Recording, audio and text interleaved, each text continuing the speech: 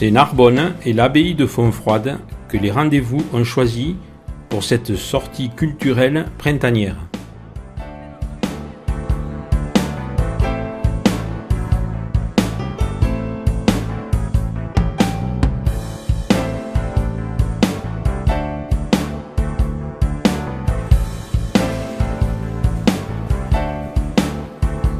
Les salles du Palais Vieux abritent des collections d'archéologie, de pré- et proto-histoire, des époques antiques et médiévales.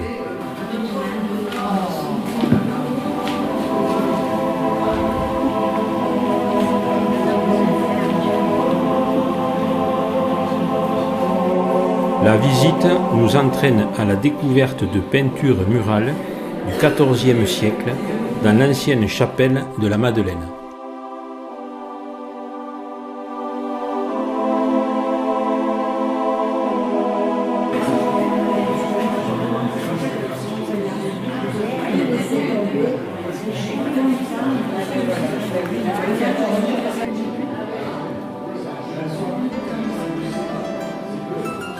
Le Palais Neuf, ancien appartement des archevêques, abrite une collection de faïences et de tableaux des écoles européennes avec une section de peinture orientaliste présentée dans un décor exotique et original.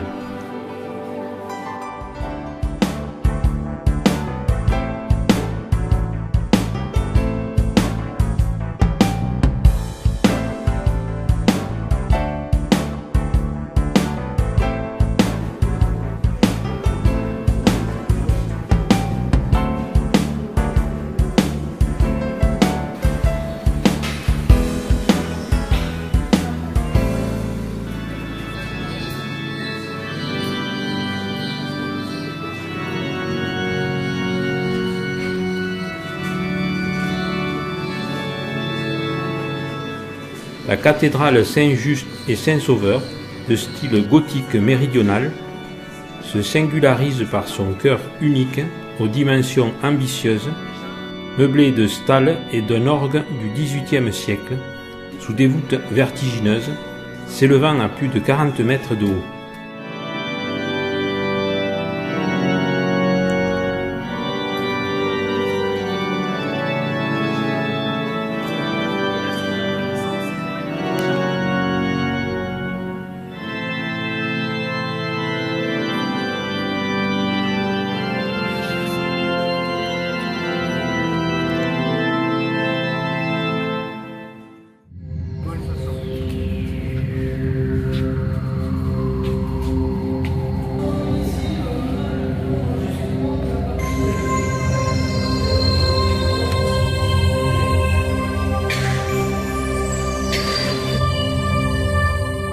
Cet entrepôt public, probablement sous-jacent à un marché, avec ses galeries souterraines du 1er siècle avant notre ère, est composé de couloirs desservant une série de pièces exiguës.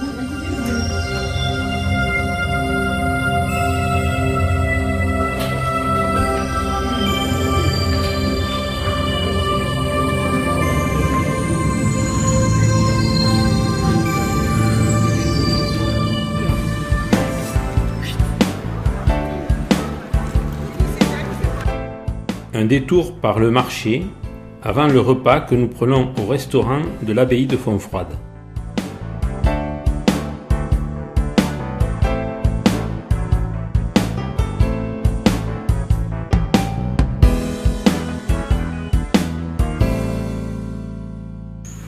Donc l'abbaye de Fontfroide est avant tout une ancienne abbaye cistercienne. Elle est classée monument historique depuis 1843 et il n'y a plus de communauté religieuse ici depuis 1901.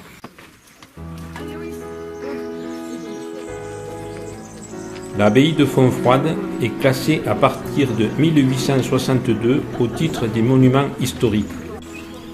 Elle est actuellement un monument privé détenu par les descendants de Gustave et Madeleine Faillet.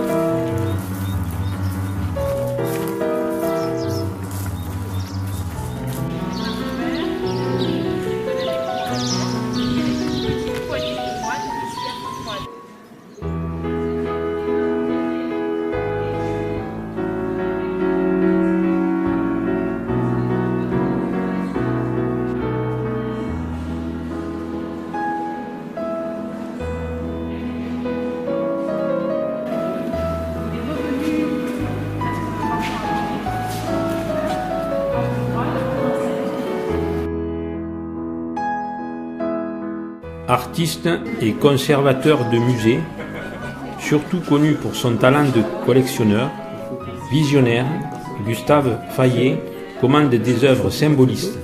Gauguin, Van Gogh, Cézanne et surtout Odilon Redon, dont le jour et la nuit viennent décorer la bibliothèque.